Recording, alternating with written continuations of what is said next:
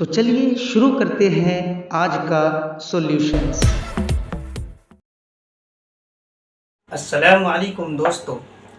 तो पेश है आपकी खिदमत में एक नया वीडियो जिसमें हम क्लास का जो उर्दू है दरख्शा उर्दू उनमें से चैप्टर नंबर 17 के बारे में उसी से मुताल्लिक कुछ मारूजी सवालात यानी जिसको हम और आप ऑब्जेक्टिव से बोलते हैं उसको आज हम बनाएंगे भी और उसको हल भी करेंगे इस वीडियो के अंदर। तो आप लोग शुरू से आखिर तक बने रहिए इस वीडियो में और एक बार इसको शेयर कर दीजिए और पसंद आए तो लाइक का बटन भी दबाइए। और तो चलिए बिना किसी देरी के हम शुरू करते हैं। चैप्टर नंबर 17 क्या है? नज़म मनाजिर कुदरत। तो सबसे पहले सवाल नंबर 1 है, चकबिस्त का पूरा नाम क्या है? चकबिस्त का पूरा नाम क्या है? हमने किताब में पढ़ा है सिर्फ चकबिस्त, उसका पूरा नाम क्या है उसके बारे में हमने पढ़ा था कि इसमें 4 ऑप्शन है आपके पास। नंबर 1 यानी अलिफ पे है पंडित ब्रिज नारायण, बा में है पंडित दयाशंकर और जीम में है तलोक चंद और दाल में है अश्वनी कुमार। तो आपको क्या लगता है कौन सा आंसर होना चाहिए?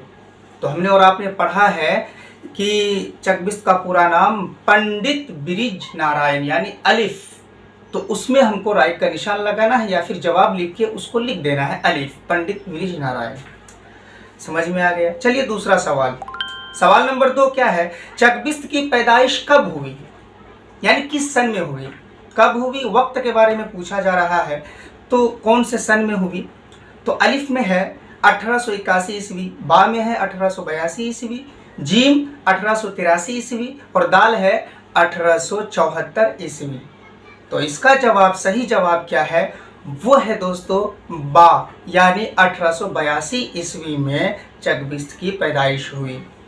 सवाल नंबर 3, शामिल निसाब यानी इस किताब के अंदर जिसको हम पढ़ते हैं 10 क्लास में दरख्शा उर्दू जो है, शामिल निसाब नज़म, कौन सा नज़म? मनाजिर कुदरत के शायर कौन है?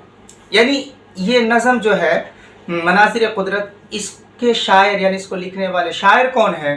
तो जवाब इसको कैसे देंगे? 4 ऑप्शन है, उसमें एक ऑप्शन सही चुनना है हमें, जो सही है उस पर राइट का निशान लगा देना, बस वो हो गया जवाब। या फिर आप यूँ जवाब लिखकर जो सही है उसको लिख दीजिए, ये भी काफ़ी है।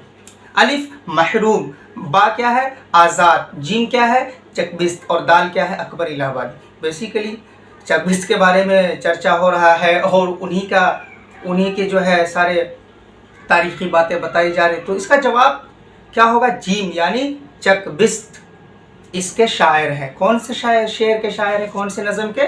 मनाजिर कुदरत का जो नज़म है उसके शायर चकबिस्त ही हैं। ये आप जहन में बिठा लीजिए। ज़रूरी नहीं कि यही सारे ऑब्जेक्टिव्स वहाँ पर आए, कुछ अलग भी हो सकते हैं, लेकिन जो सही जवाब रहता है एक, वो तो बहरहाल लाजिम है, वो तो आएगा ही आएगा।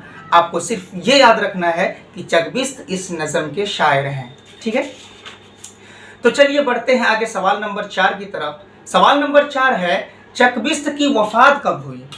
वफ़ात कौन से सन में हुई? यानी एक तो पैदाइश, दूसरा क्या वफ़ात, उनकी वफ़ात कब हुई?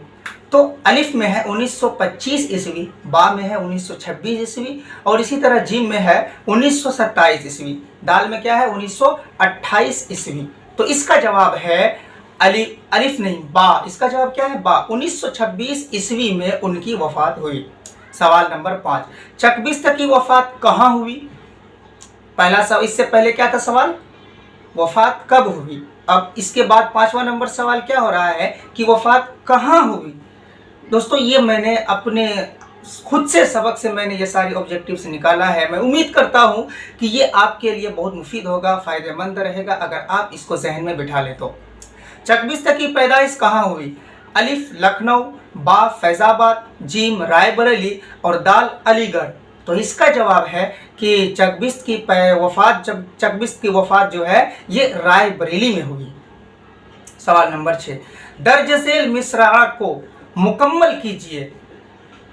शायरी भी, आगे बीच में ब्लैंक है यानी खाली जगह है, शायरी भी है। आतिशे मरसा साज का, यानी इस खाली जगह में क्या आएगा?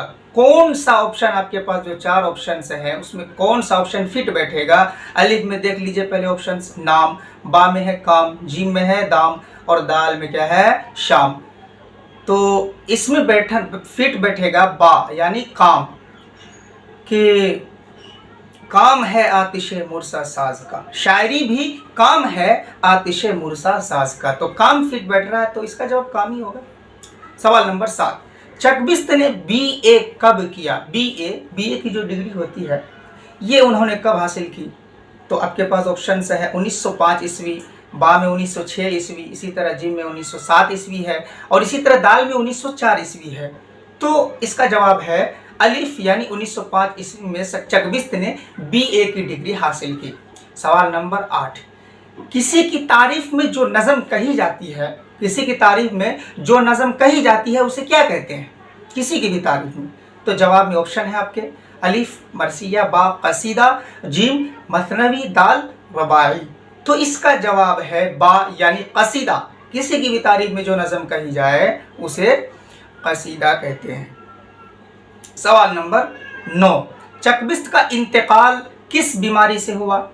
यानी जब वो इस दुनिया से गए या जब उनका इंतकाल हुआ तो वो कौन सी बीमारी से जूझ रहे थे? और तो जवाब नंबर 9, इसमें 4 ऑप्शंस हैं आपके पास। अलिफ बुखार, बा हार्ट अटैक, और जीम क्या है? फालिज, दाल क्या है?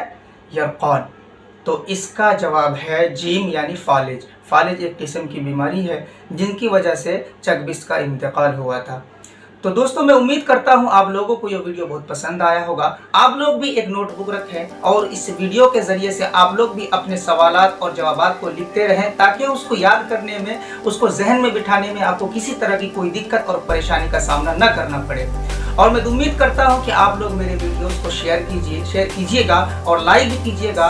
और जहां तक हो सके, सिर्फ एक छोटा सा भी चैनल है, मैं उम्मीद करता हूं कि ये चैनल हमारा पूरा फैमिली मिलकर चलाएंगे इंशाल्लाह। बस आप लोग दुआ कीजिए, साथ दीजिए और इसको हमेशा शेयर करते रहिए, सब्सक्राइब करते रहिए और जुड़े रहिए हमारे ऑनलाइन क्लासेस से। इंशाल्लाह ये आपका भाई सऊद आलम सिद्दीकी हर कदम आपके साथ है। आप जब भी चाहें, आप जो कुछ भी पूछना चाहें बिला झिझक, मेरा नंबर है उस वीडियो के अंदर, आप उस पर कॉल करके मुझसे जानकारी ले सकते हैं।